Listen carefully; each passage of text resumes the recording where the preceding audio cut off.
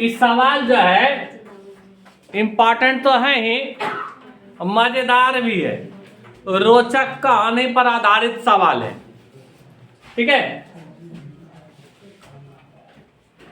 कह रहा है मीना 2000 रुपया निकालने के लिए बैंक गई।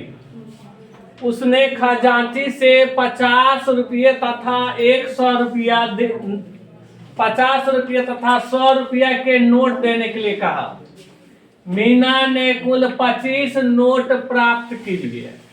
ज्ञात कीजिए कि उसने 50 रुपया और 100 रुपया के कितने कितने नोट प्राप्त किए।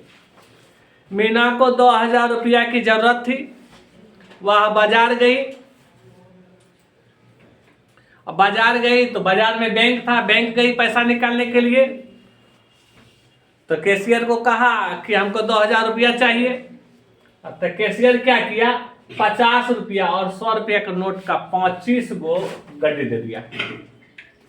50 रुपया और 100 रुपया का नोट मिला करके 25 को उसको दे दिया। नहीं, ये नहीं किया। अब हमको बताना है कि 50 रुपया का क्या गो नोट दिया और 25 रुपया का क्या गो नोट दिया, यही बताना है जी। मान लेते हैं किसी भी सवाल को बनाने से पहले लिखेंगे हल। माना कि 50 रुपया के एक्स नोट तथा 100 रुपया के वाई नोट है। 50 रुपया के एक्स नोट तथा 100 रुपया के वाई नोट है। और कुल नोट दिया हुआ है 25। नहीं जी, ये दिया हुआ है कुल नोट 25। तो 25 है तो 50 टकिया एक्स गो है, नंबरी क्या गो है वाई। तो एक्स प्लस वाई बराबर कितना हो गया 25। समीकरण कोई दिक्कत यहाँ तक। अब कह रहा है कुल रुपया 2000 रुपया, कुल कितना है 2000 रुपया। तो 50 वाला एक्स नोट है तो 50 गुना एक्स हो गया, नहीं हो गया। और जोड़ 100 वाला वाई को नोट ना है, 100 गुना वाई बराबर 2000। 50 कॉमन ले लो तो एक्स प्लस 50 गुना 100 न हो गया, तो बराबर 2000। 50 चौके कट गया, x प्लस 2y बराबर 40। समीकरण। अब दोनों को विलोपन विधि द्वारा हल कर दो। तो x प्लस y बराबर दिया हुआ है 25, x प्लस 2y बराबर कितना दिया हुआ है 40। क्या लिखेंगे घटाने पर। क्यों लिखे, क्योंकि दोनों में प्लस प्लस नहीं, दोनों में प्लस प्लस है तो लिखे घटाने पर। ये माइनस हो गया, ये चिन्ह बदल कर माइनस हो गया, ये भी माइनस। एक्स एक्स कटने गया, y में 2y घटा देंगे कितना होगा माइनस 1। 25 में 40 घटा देंगे कितना होगा ना होगा माइनस 15। माइनस माइनस कट गया, y बराबर कितना होगा 15। y का मान या तो समीकरण 1 में रख दो या तो समीकरण 2 में रख। y का मान समीकरण 1 में हम रख रहे हैं। y का मान समीकरण 1 में रखने पर तो x प्लस y बराबर कितना 25। तो x जोड़ y का मान 15 बराबर 25। तो x बराबर होगा 25, आई प्लस 15 किस पार करेंगे तो क्या होगा। तो x बराबर 25 में 15 घटा दो, x बराबर 10। x किसको माने 50 के नोट ना, तो लिखेंगे इसलिए 50 रुपया के नोटों की संख्या 10 ना, और 100 रुपया के नोट की संख्या 15 न होगा 15। आंसर हो गया। थोड़ा तेजी में लिखो, लिख लिया।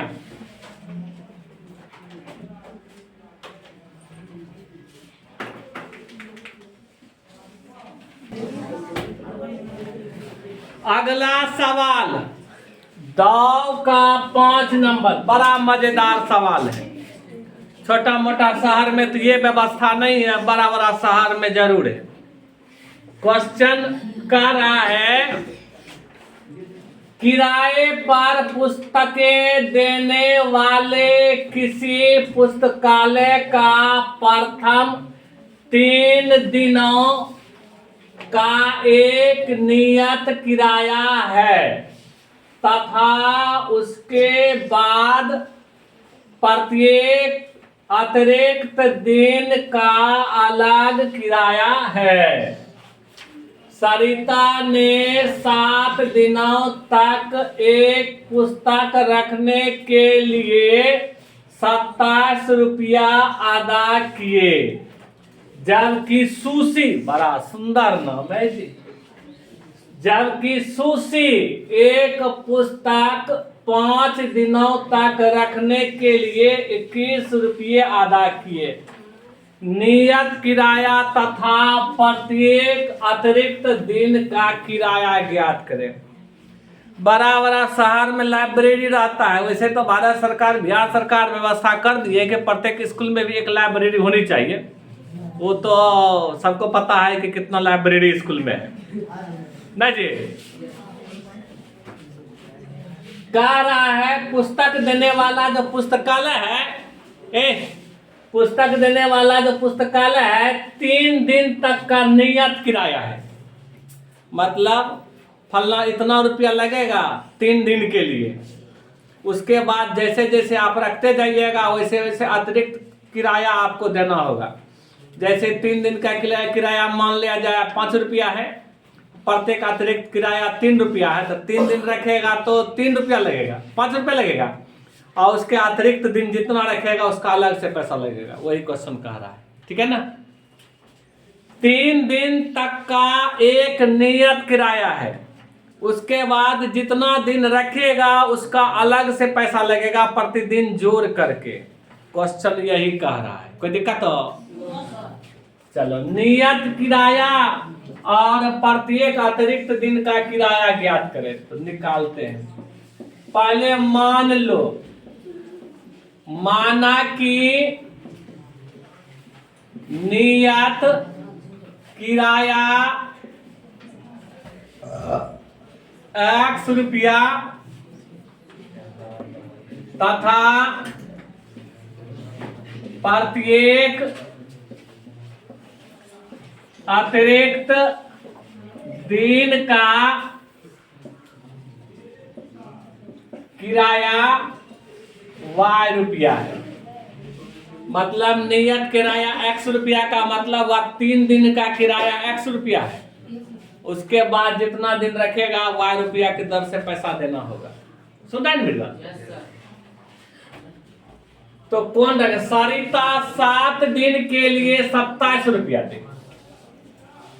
सरिता 7 दिनों तक के लिए कितना रुपया दे? सरिता 7 दिनों के लिए कितना रुपया दी? 27 रुपया दिए ना, इनका है। तो चलो, 3 दिन का किराया तो 100 रुपया हो गया रे। ये जो नियत किराया है 3 दिन का किराया ना, तो 3 दिन का किराया 100 रुपया, तो बचा क्या दिन? और 4 दिन। अरे 7 दिन किताब रखा, 27 रुपया दिया, 3 दिन के लिए 100 रुपया दिया, तो क्या दिन और बचा है? 4 दिन ना बचा है। तो 1 दिन का Y रुपया, तो 4 दिन का कितना हो जाएगा? बराबर 27। समझ गए लो? Yes sir. अब दूसर बात कहता है, जबकि सुशी 5 दिन के लिए 21 रुपया दिए। सुशी 5 दिनों के लिए 21 रुपया दिए, तो 3 दिन के लिए तो 100 रुपया ना हो गया? Yes sir. 3 दिन के लिए कितना हो गया? जोर। अब 5 दिन में 3 दिन घट गए, क्या दिन बचला? 2 दिन। तो 2 दिन के लिए 2 वाइन हो जाता। क्या कि एक दिन का 1 वाई तो 2 दिन का कितना होगा बराबर क्या रुपया 21 रुपया। समीकरण समीकरण 1 और 2 को विलोपन विधि से हल कर दो। x x मिलियन रहा है तो किसी चीज से गुना करने की जरूरत नहीं है, बोले थे ना कल भी। तो x प्लस 4y बराबर 27, x प्लस 2y बराबर कितना 21। ई माइनस घटाने पर नहीं कीजिए, घटाने पर चिन्ह क्या होता है बदल जाता है। x x कट गया, 4y में 2y घटा दो कितना होगा, और 27 में 21 घटा दो कितना होगा ना होगा। तो यहाँ लिखते हैं y बराबर 6/10 होती है, तो y बराबर कितना हो गया, y का मान निकल गया। तो y का मान समीकरण 1 में रखने पर, नहीं जी 1 में रख दिया, समीकरण 1 में रखने पर बोले थे ना अपना मन है 1 में भी रख सकता है 2 में भी रख सकता है ना। तो y का मान समीकरण 1 में रखने पर समीकरण 1 कहता है x प्लस 4y बराबर 27, x जोड़ 4 गुना y का मान कितना है 3 बराबर 27, x जोड़ 4 बराबर 27, x बराबर 27 प्लस 12 को इस पार करो माइनस 12, x बराबर 27 से 12 को 15, यानी नियत किराया हो गया कितना 15 रुपया, नियत किराया 15 रुपया, और प्रतिदिन अतिरिक्त किराया अतिरिक्त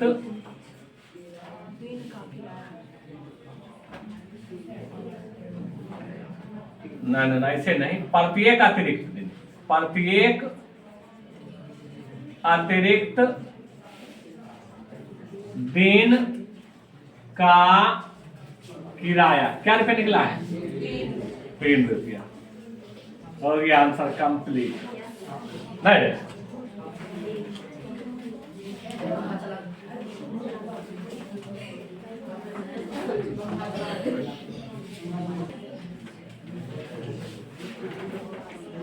आगे है वज्र गुणन विधि, प्रतिस्थापन विधि बता दिए, विलोपन विधि भी बता दिए, आगे है वज्र गुणन विधि। तो 2-4 वाले रैखिक समीकरण को हल करने का एक विधि है वज्र गुणन विधि।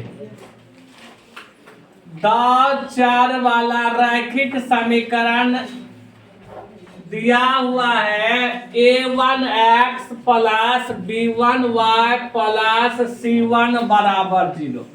इस समीकरण 1 न हुआ, यस सर। और दूसरा समीकरण है a2x plus b2y plus c2 बराबर 0, समीकरण 2। ठीक है यहाँ तक। Yes sir. तो इसमें x बराबर सूत्र होता है b1 c2 minus b2 c1 बटा a1 b2 minus a2 b1। x बराबर होता है b1 c2 minus b2 c1 बटा a1 b2 minus a2 b1 है। देखो x का मान निकाल रहे हैं, x को रोक लेंगे, b1 c2 कोना को निगुना माइनस b2 c1 बटा a1 b2 minus a2 b1। कोई दिक्कत हो? No sir. और y बराबर होता है c1 a2 minus c2 a1 बटा a1 b2 minus a2 b1। x निकालने का ये फॉर्मूला हो गया b1 c2 minus b2 c1 बटा A1 B2 minus A2 B1। y निकालने का फार्मूला हो गया C1 A2 minus C2 A1 बटा A1 B2 minus A2 B1। कोई दिक्कत? यह सूत्र हुआ। सूत्र को नोट कर लो। इस पर एक सवाल बता देते हैं।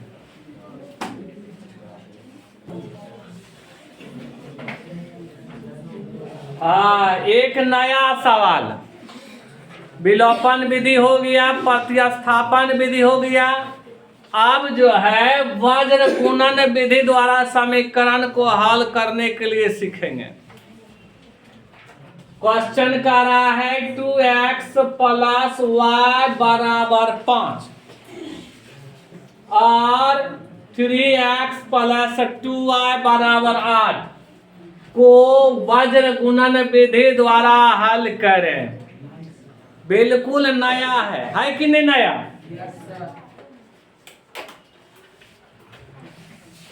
देखो इस सवाल को बनाएंगे कैसे। सबसे पहले समीकरण 1 को लिखते हैं। 2x प्लस y बराबर 5 यही दिया हुआ है। तो 2x प्लस y 5 जो इस पार में है ना उसको बराबर के इस पार ले आओ। प्लस 5 है तो इस पार करेंगे तो -5। इधर कुछ नहीं बचा तो क्या लिखेंगे? कोई दिक्कत?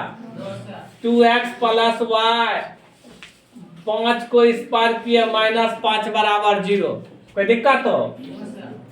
ये A1 कहलाता है। यहाँ कुछ नहीं तो 1 छिपा हुआ है। ये B1 और ये C1। A1 बराबर कितना? अब B1 बराबर कितना? और C1 बराबर कितना? -5। दूसरा दिया हुआ है 3x प्लस 2y बराबर 8 ये दिया हुआ है जी। तो 3x प्लस 2y 8 को इस पार करेंगे -8 बराबर क्या होगा? 0।